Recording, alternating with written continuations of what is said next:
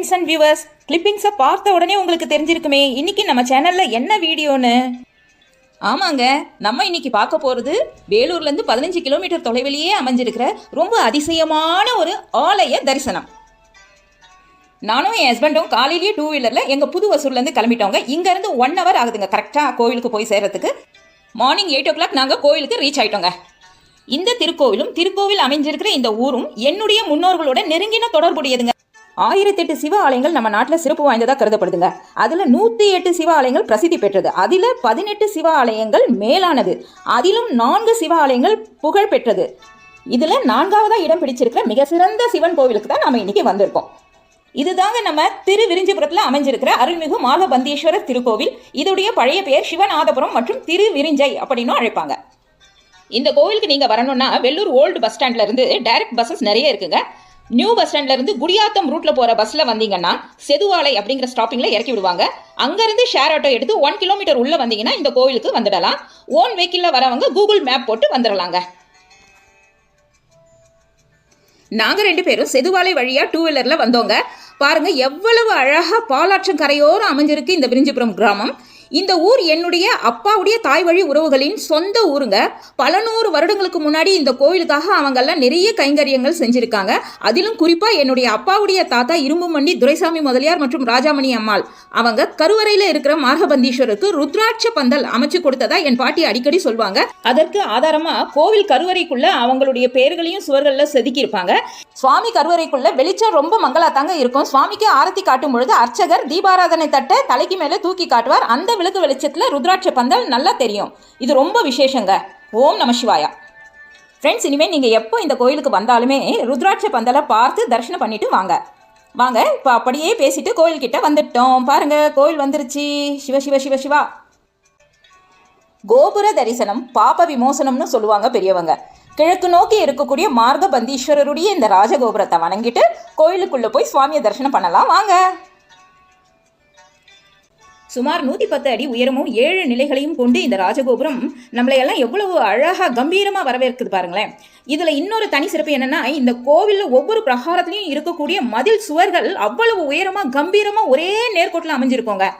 இந்த அழகை வர்ணிச்சு தான் நம் முன்னோர்கள் திருவாரூருக்கு தேரழகு, திருவிரிஞ்சை என்றாலே மதிலழகு அப்படின்னு போற்றி இருப்பாங்க போல இருக்கு. ராஜகோபுரத்தை கடந்து கொடிமரம் இருக்கக்கூடிய முன் மண்டபத்துக்கு வந்துட்டோங்க. நமக்கு வலது பக்கம் பார்த்தீங்கன்னா அழகான தூண்கள் நிறைஞ்ச மிகப்பெரிய நடராஜர் மண்டபம் தெரியும். அதுக்கு உள்ள கல்லால செதுக்கப்பட்ட நடராஜருடைய திருமேனி இருக்கு. ஆருத்ரா போன்ற விசேஷ நாட்களில் இங்கு சிறப்பாக கொண்டாடுவாங்க. அப்படியே நமக்கு இடது பக்கம் பார்த்தீங்கன்னா இந்த தலத்தின் மிக முக்கிய அதிசயமான சிம்ம தீர்த்தம் இருக்குங்க. கார்த்திகை மாதம் கடைசி ஞாயிறு அன்னைக்கு மட்டும்தான் இந்த குளத்துல 2000 பெண்கள் வரைக்கும் நீராட அனுமதிப்பாங்க. குழந்தை பேர் இல்லாத பெண்கள் இந்த குளத்தில் நீராடி இறைவனை வேண்டி வழிபட்ட அடுத்த வருடமே குழந்தை பாக்கியம் நிச்சயம் என்றது காலங்காலமாக இருந்து வர நம்பிக்கை. அதை பற்றின தகவல் பலகையும் வச்சிருக்காங்க. அப்படியே மண்டபத்துக்கு வந்தால் இங்கே ஹேரம்ப கணபதி வீற்றிருக்கார். அவரை வணங்கிட்டு அவருக்கு எதிரிலேயே கொடிமரம் இருக்கு. கொடிமரத்தையும் வணங்கிட்டு நம்ம இப்போ உள்ள போகலாம். முன் மண்டபத்தை கடந்து இடது பக்கம் திரும்பி போனோங்க. முதல்ல சொர்ண கணபதி இருப்பார். அவரை வணங்கிட்டு சில படிக்கட்டுகள் ஏறி போனோம்னா சுவாமியோட கருவறை வரும். இதுக்கு மேலே செல்போன் எல்லாம் சுவிட்ச் ஆஃப் பண்ணிடணும். கருவறையில் மார்கபந்தீஸ்வரர் உயரமான சுயம்பு லிங்கமாக வடகிழக்கு நோக்கி சற்றே சரிந்து காட்சியளிப்பார். இதுவும் இந்த ஆலயத்தில் ஒரு அதிசயங்க. இதற்கான கதையை நான் பிறகு சொல்கிறேன். சுவாமிக்கு மேலே ருத்ராட்ச பந்தல் அமைக்கப்பட்டிருக்கு. இந்த அதிசயத்தை பற்றி உங்களுக்கு ஆல்ரெடி நான் சொல்லிட்டேன். தீபாராதனை ஒளியில் மார்கபந்தீஸ்வரரை பார்க்கும்போதே மெய் சிலிர்த்துடுவாங்க பக்தர்களுக்கு. அப்படி ஒரு வைப்ரேஷன் இருக்கும் இந்த கருவறைக்குள்ள. இதுவும் ஒரு அதிசயம் தான். சுவாமி தரிசனம் முடிச்சுட்டு கருவறையை வலம் வரலாம். அப்படி கருவறையை வலம் வரும்போது சுவாமிக்கு பின்புறம் லிங்கோத்பவர், தட்சிணாமூர்த்தி, பிரம்மா, விஷ்ணு, லக்ஷ்மி, சரஸ்வதி, சண்டிகேஸ்வரர் போன்ற தெய்வங்களை எல்லாம் தரிசிக்கலாம். இந்த கருவறையானது கஜபிருஷ்ட வடிவத்தில், அதாவது யானையின் பின்புறம் போன்று அமைக்கப்பட்டிருப்பதும் ரொம்ப அதிசயங்க. ரொம்ப சிறப்பும் கூட. வேற எங்கேயுமே நம்ம இந்த அமைப்பை பார்க்க முடியாது. மிக மிக அதிசயம் இது. கருவறை தரிசனம் சிறப்பாக முடிச்சுட்டு படிக்கட்டுகள் வழியாக அப்படியே கீழே இறங்கி வரும்போது வடலூர் வள்ளலாரையும் தரிசனம் பண்ணலாங்க. அதுக்கு அடுத்தது 63 நாயன்மார்கள், 108 சிவலிங்கங்களை தரிசனம் பண்ணிட்டு அப்படியே வள்ளி தெய்வானையுடன் காட்சியளிக்கும் முருகப்பெருமானையும் வணங்கிட்டு அப்படியே நடந்து வந்தால் இந்த தலத்துக்கே உண்டான மிக மிக அதிசயமான இரட்டை பனைமரம் பார்க்கலாம். வாங்க ஃப்ரெண்ட்ஸ், அதோ தெரியுது பாருங்க, இரட்டை பனைமரம். அதுவும் பெண் பனைமரம்ங்க. இந்த தலத்துடைய தல விருட்சமாகவும் இது இருக்கு. நான் சின்ன வயசுல இருந்து அடிக்கடி நிறைய தடவை வந்திருக்கேங்க இந்த கோயிலுக்கு. அப்போல இருந்து இந்த பனைமரத்தை பார்க்குறேன். அப்படியே இருக்குங்க. அது பக்கத்திலேயே இன்னும் நிறைய பனைமரங்களும் வளர்ந்துட்டு இருக்கு. ஒரு வருடம் இதுல கருப்பாகவும் இன்னொரு வருடம் வெள்ளையாகவும் காய்கள் காய்க்கிறது ரொம்ப அதிசயம். மேற்கு கோபுர அழகு பாருங்க. இந்த வருடம் கருப்பா அதுல காய் காய்ச்சிருக்கு. இந்த பனை மரத்துக்கு கீழேயே ஒரு வற்றாத நீர் இருக்கக்கூடிய கிணறும் இருக்குங்க. எப்பவுமே அதுல தண்ணி வத்தி நான் பார்த்ததே கிடையாது. அதே போல கொஞ்சம் பக்கத்திலேயே காசி விஸ்வநாதருக்கு ஒரு தனி சன்னதி இருக்குங்க. பாருங்க, இதுதான் காசி விஸ்வநாதர் சன்னதி. சுவாமி சன்னதியோட மதில் சுவர் பாருங்க எவ்வளவு கம்பீரமா இருக்கு. கிழக்கு ராஜகோபுரமும் தெரியுது பாருங்க. இந்த அதிசயமான பெண் பனை மரத்துக்கு எதிரில் தான் மரகதாம்பிகை சன்னதி அமைஞ்சிருக்கு. வாங்க அம்பாள் சன்னதிக்கு போகலாம். இந்த திருவிரிஞ்சை திருத்தலத்துல மார்கபந்தீஸ்வரருக்கும் தனி சன்னதிங்க, மரகதாம்பிகை அம்பாளுக்கும் தனி சன்னதி அமைச்சிருக்காங்க. பாருங்க, சிம்ம வாகனம் அம்பாளுடைய சன்னதிக்கு நேர் எதிரில் இருக்குங்க. இதுக்கு மேலே நம்ம செல்ஃபோன் எடுத்துகிட்டு போக முடியாது. அங்கே எல்லோ கலர் போர்டு தெரியுது இல்லைங்களா, அது உள்ள நுழைஞ்சு அம்பாளுடைய அமைதியே வடிவான தரிசனத்தை பார்க்கலாங்க. ஒரு தடவை கைலாயத்தில் சிவன் உமையாளுடைய கருமை நிறத்தை பார்த்து ஷங்கரி என்று கூறிவிட அதனால் கோபம் கொண்ட அன்னை இந்த விரிஞ்சை பாலாற்றங்கரையில் வேள்வி நடத்தி அதில் கடும் தவம் இருந்து இங்கே இருக்கிற சிம்ம குளத்தில் நீராடி மரகத மலர் போன்ற பொன்னிறமான நிறத்தில் வெளிவந்ததால இங்கு வீற்றிருக்கும் அன்னையை மரகதாம்பிகைன்னு அழைக்கப்படுறதா இந்த ஸ்தல வரலாறுல சொல்லப்பட்டிருக்குங்க.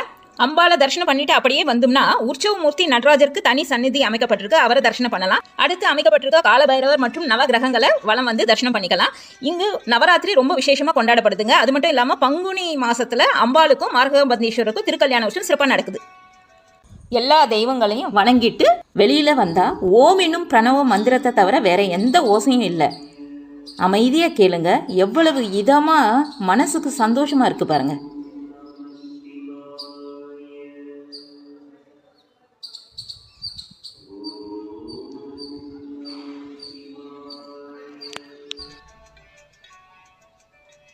திருவண்ணாமலையில் பிரம்மன் தாழம்பூவாக மாறி சிவனது திருமுடியை காண முடியாமல் கண்டுவிட்டதாக பொய் சாட்சி சொல்ல அதனால் சிவனது சாபம் பெற்றார். பிரம்மன் தன்னுடைய சாப விமோசனத்திற்காக இந்த திருவிரிஞ்சை திருத்தலத்தில் அந்தனர் குடும்பத்தில் சிறுவனாக அவதரித்து 10 வயதில் தந்தையை இழந்து தவிக்கையில் அவரது தாயின் கனவில் இறைவன் தோன்றி அச்சிறுவனை பிரம்ம குலத்திற்கு அழைத்து வருமாறு கூற அதன்படி தாயுடன் வந்த அச்சிறுவனுக்கு இறைவனே பிரம்மோபதேசம் செய்வித்ததாகவும் மேலும் அச்சிறுவன் அபிஷேகத்திற்காக கொண்டு வந்த நீரை இறைவனது திருமுடிக்கு ஊற்ற முடியாமல் தவித்த போது மார்கபந்தீஸ்வரரே தன்னுடைய திருமுடியை சற்றே வடகிழக்கில் வளைத்து அந்நீரை ஏற்றுக்கொண்டதாகவும் அதனால் பிரம்மனாகிய அச்சிறுவன் சாப விமோசனம் பெற்றதாக இந்த தலபுராணம் கூறுகிறது. அதிசயமான வரலாறுகளை கொண்ட மார்கபந்தீஸ்வரர் மரகதாம்பிகை சுவாமியையும் அம்பாளையும் தரிசனம் செய்த மகிழ்ச்சியோட கருவறை பிரகாரத்தை விட்டு வெளியில போலாம். வாங்க, வெளியில இன்னும் பல அதிசயங்கள் நமக்காக காத்திருக்கு. போலாமா?